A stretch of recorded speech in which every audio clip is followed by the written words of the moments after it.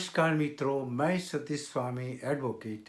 आज मैं NI act section 138 के बारे में सुप्रीम कोर्ट में हाल ही में दिए गए जजमेंट के बारे में आपको बताऊंगा। Judgement number 1, messrs Gimpex private limited बनाम मनोज गोयल, जो 8 अक्टूबर 2021 को दिया गया है। और दूसरा एक जजमेंट है आशुतोष अशोक परशुराम पुरिया versus Gorakhpur industrial private limited. और इस कड़ी में एक और जजमेंट जो दिल्ली हाई कोर्ट ने दिया है, वो धारा 143A के नीचे दिया गया है। मैं सभी जजमेंट की बारी बारी चर्चा करूंगा। एनआई अधिनियम की धारा 138 के तहत चेक देने वाला, चेक के सेट, चेक बाउंस के मामले कंपनी के निर्देशकों को कब तलब किया जा सकता है, ये समझाया है।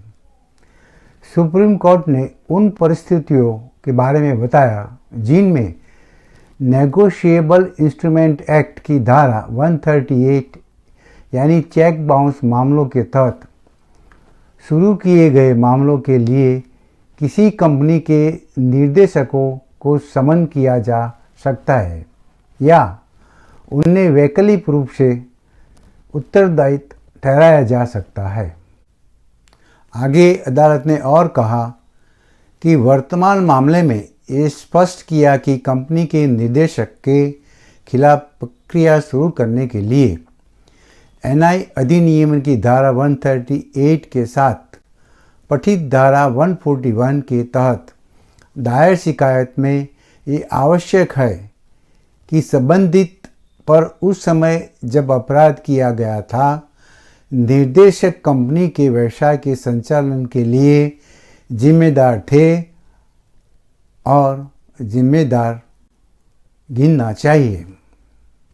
कोर्ट ने कहा कि इस तरह का बयान महत्वपूर्ण है क्योंकि ये बुनियादी और ज़रूरत बात है जो मजिस्ट्रेट को निर्देशक के खिलाफ प्रक्रिया जारी करने के लिए राजी करती है। सुप्रीम कोर्ट के एक और जजमेंट में मेसर्स गिम्पैक्स प्राइवेट लिमिटेड बनाम मनोज गोयल, निपटान समझौते के अनुसार जारी किया गया चेक कर्ज निर्वहन के लिए माना जाता है।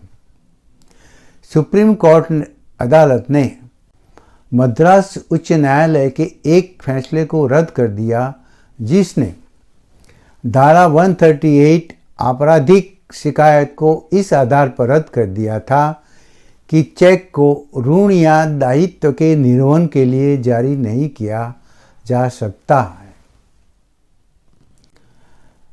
लेकिन ऐसा नहीं है। सुप्रीम कोर्ट ने माना कि पार्टियों के बीच निपटान के एक विलेख के अनुसार जारी किए गए चेक को नेगोशिएबल इंस्ट्रूमेंट एक्ट की धारा 138 के तहत ऋण या देयता के निर्वहन के लिए जारी किया गया माना जाएगा। जो चेक में आपराधिक दायित्व को तेज करता है यानी कबूल करता है माना जाता है।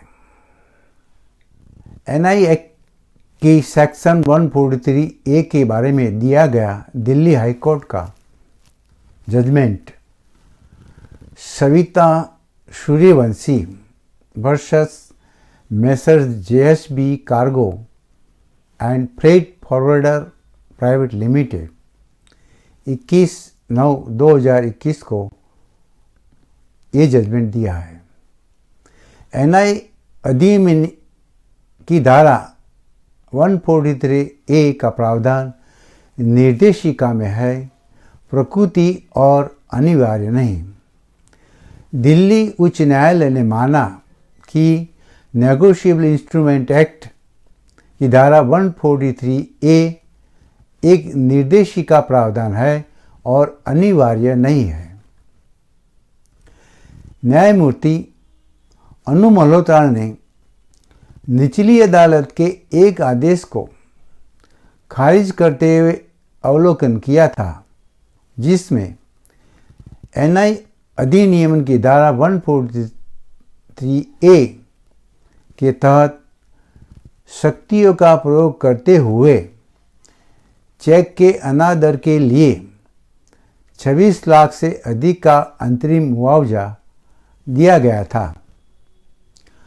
धारा 143A चेक्स बाउंस मामले की सुनवाई करने वाली अदालत को शक्ति प्रदान करती है। अभी मैंने सुप्रीम कोर्ट के 2 जजमेंट और दिल्ली हाई कोर्ट का एक जजमेंट के बारे में आपको विस्तार से बताया। मैंने ये तीनों जजमेंट की लिंक डिस्क्रिप्शन में दी हुई है, आप जाके उसे डाउनलोड कर सकते, पढ़ सकते हैं। आपने मेरा ये वीडियो देखा, इसके लिए मैं आपको धन्यवाद करता हूँ। अगर आपको मेरी चैनल के कंटेंट पसंद आते हैं तो मेरी चैनल को सब्सक्राइब कीजिए, वीडियो को लाइक कीजिए। धन्यवाद।